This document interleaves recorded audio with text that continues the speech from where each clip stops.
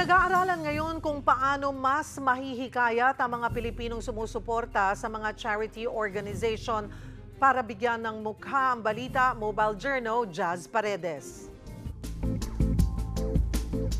Kung sino pang may hindi kaya, siya pa ang mapagbigay. Yan ang resulta sa kalalabas lang na World Giving Report. Out of 101 countries, pang 24 daw ang Pilipinas sa mga pinaka-generous. Base sa pag-aaral, 1.46 daw ng kita ng mga Pilipino na pupunta raw sa kawanggawa. It just goes to show that Filipinos are generous and giving. We would still give despite other financial commitments. And this very much aligns with our social norms here, our cultural values, which are malasakit, passion for others, our kapwa, yung core of Filipino identity. And of course, there's also bayanihan.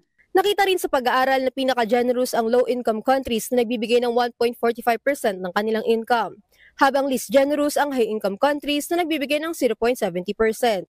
Ibinase raw ito sa kung paano direktang nagbibigay sa tao o pamilyang nangangailangan, pagbibigay sa charity o sa mga religious organizations ang mga mamamayan ng mga pinag-aralang mga bansa.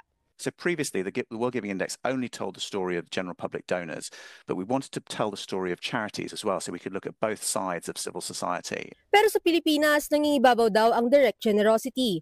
Mas mataas din ang pagbibigay sa religious organizations.